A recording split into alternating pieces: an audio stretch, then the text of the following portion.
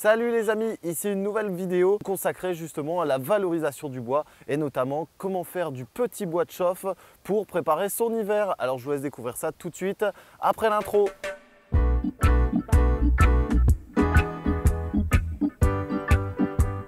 Là aujourd'hui on va utiliser différents types d'outillage. On va commencer par la tronçonneuse Ryobi qui est sur batterie, qui va me permettre de couper les grosses sections ici du végétal. Juste pour info, j'ai opté pour cette tronçonneuse Ryobi parce qu'on est sur une tronçonneuse à batterie ici, qui me permet de me déplacer un peu partout, qui fait beaucoup moins de bruit et qui est beaucoup moins polluant. Je tiens d'ailleurs à remercier ce fameux sponsor. Ensuite on va utiliser d'autres petits outils comme le sécateur et comme la scie arquée qui vont me permettre justement de travailler sur des angles où je ne pourrais pas aller justement avec cette fameuse tronçonneuse. Donc là ici, on a différentes sections, donc c'est un arbre qui reviendra chaque année parce qu'on est sur un sol ici. Donc le but ici c'est de le recéper, donc on va supprimer toute la masse foliaire au-dessus, on va couper au plus bas. La trogne va grossir parce que ça va faire une sorte de tétard sur un long terme et on va récupérer toutes ces petites branches qui vont nous permettre soit de démarrer des feux, soit de démarrer des barbecues ou alors de faire du broyage qui est chose importante justement dans son jardin permaculture.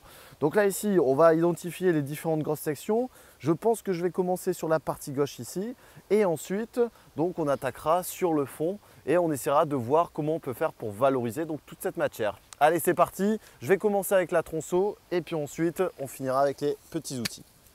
Point important aussi, les EPI, on vient s'équiper. Donc ici, j'ai la visière qui va me permettre d'éviter d'avoir des projections. J'ai le casque anti-bruit. Ensuite, on pourrait utiliser des gants, les chaussures de sécurité. Là, je vous passe le détail point par point, mais c'est des choses essentielles pour l'utilisation de machines comme celle-ci. Alors au niveau de la coupe ici, comme on est sur une grosse section qui penche sur le côté gauche, je vais entailler d'abord ici à une trentaine de centimètres et je viendrai couper de l'autre côté pour la faire tomber et éviter l'écorçage de ce côté-là. Voilà. Ok, donc ici on a une grosse section de tombée, donc le reste va être assez simple. Ici je vais commencer à débiter les grosses sections pour pouvoir justement les enfagoter et être tranquille pour après.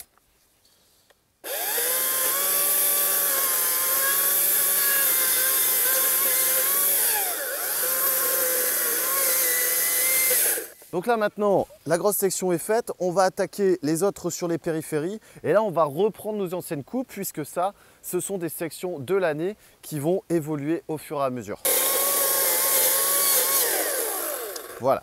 Alors je vais faire un peu de place et ensuite on va affiner les coupes que l'on a réalisées pour avoir quelque chose de propre et avoir les relances nécessaires l'an prochain. Donc là ici, on va faire le fagot. Hop. Donc là en plus on est sur une belle journée, donc c'est agréable de travailler dehors. Donc là ici au niveau des sections, on est sur une section qui fait le diamètre d'un bon pouce. Donc là ça peut être du bois pour différents types d'utilisation. Alors l'idéal c'est vrai que dans du broyat, le sol passe très bien puisqu'il se décompose très rapidement. Ensuite en petit bois, il va falloir le laisser sécher, mais ça donne quelque chose d'assez intéressant surtout pour démarrer ces feux. Ensuite en décoration, on peut faire différents types de constructions avec ça qui passent vraiment très bien. Faire des tipis ou alors du bouturage, faire du fascinage, on peut faire vraiment tout un tas de choses. Donc là l'année prochaine j'en aurai autant. C'est ça qui est intéressant avec le sol parce que ça pousse très rapidement. Alors ici, je n'ai pas présenté le lieu, mais on est sur un verger. Donc le but aussi, c'est d'avoir un maximum de lumière pour que les fruits puissent monter à maturité rapidement. Et aussi au niveau de la floraison, que les abeilles puissent trouver le nécessaire en fleurs et surtout rendre visibles ces fleurs pour justement avoir une fécondation et donc plusieurs fruits par la suite. Voilà, donc là ici, c'est la section que j'ai coupée. On va regarder maintenant un peu plus précisément au niveau de la souche que ça a donné. On voit ici il y a des petits points de chancre de maladie qui sont installés, à surveiller sur le long terme.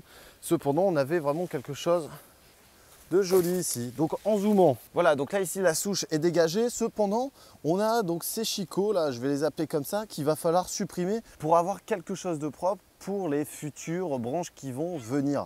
Donc en gros ici vous avez des bourgeons latents qui sont dans le végétal et qui vont redémarrer à la saison donnée, qui vont tout doucement apparaître pour forcément nous redonner des futures ramifications, pour nous donner des futures tiges comme j'ai pu couper aujourd'hui. Donc là, l'année dernière, il était dans le même état et l'année prochaine, donc vous avez vu le point de départ, donc avec toutes ces ramifications. Donc là ici, je vais entreprendre les coupes nécessaires, donc je vais redescendre un petit peu le recépage, la taille, et ensuite donc on va affiner pour avoir quelque chose de propre. Donc on essaye de faire quelques coupes bien nettes, hein, si possible.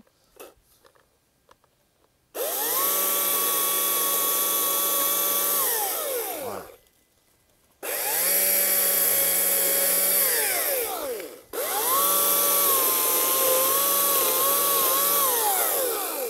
Donc là maintenant, on va affiner au sécateur le tout. Voilà, donc au niveau de l'utilisation du sécateur, donc la lame ici est tout le temps dirigée côté tronc pour éviter les blessures sur le végétal. Et on va tailler au plus bas ici.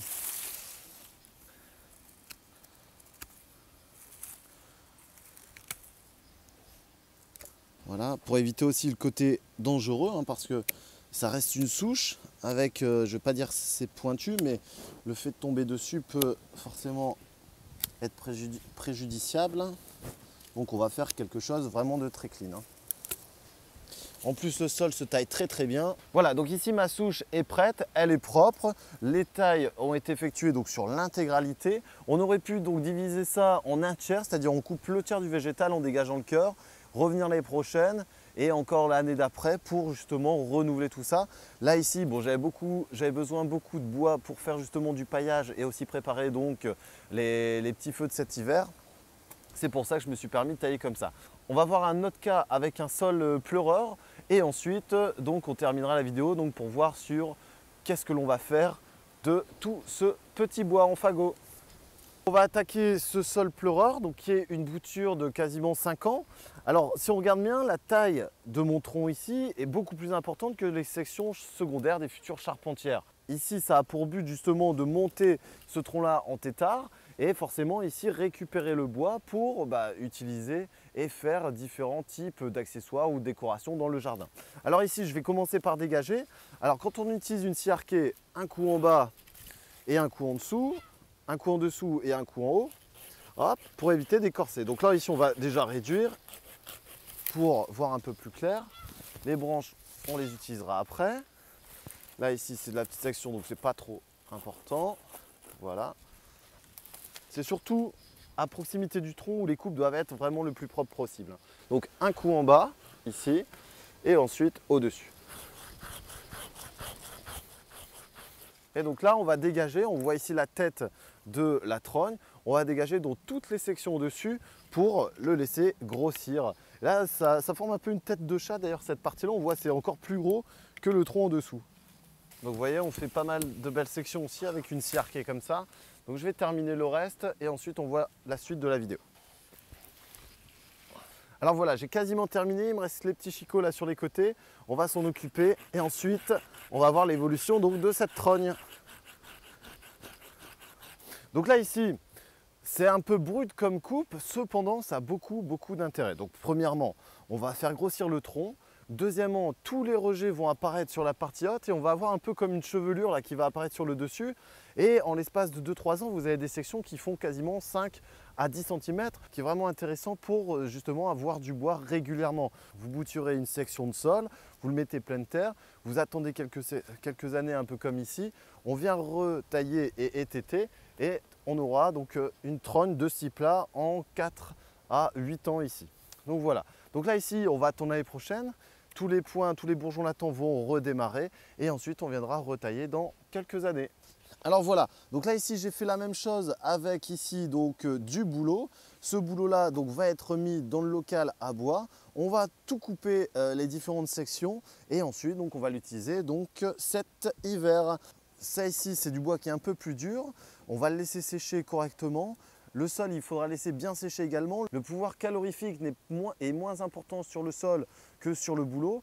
Mais cependant, avec un bouleau, on ne peut pas retailler, on ne peut pas tailler comme je vous ai montré précédemment. Ça va être d'autres techniques, on verra ça par la suite. Donc là, ici, on va aller ranger ça et ensuite, on va aller se faire un petit feu. Voilà les amis, donc on a fait notre taille sur le sol. Je vais aller continuer un petit peu le travail parce qu'il y a de quoi faire. On va stocker le bois pour cet hiver. Ensuite, on va refaire un petit point donc, sur le recépage. Donc, le recépage, ça consiste à tailler au plus court ici le végétal pour refaire repartir de sa base des nouvelles sections, des nouvelles tiges qui sont de l'année et beaucoup plus jeunes et plus intéressantes si vous avez différentes essences qui sont esthétiques par rapport à ça. Je vous remercie bien, je vous laisse faire un petit partage, un petit like, un petit pouce bleu. Merci encore, à très bientôt les amis. Vous allez pouvoir vous abonner par ici ou par là, ça c'est à vous de voir et surtout à moi quand j'aurai fait la vidéo. Salut les amis, à bientôt!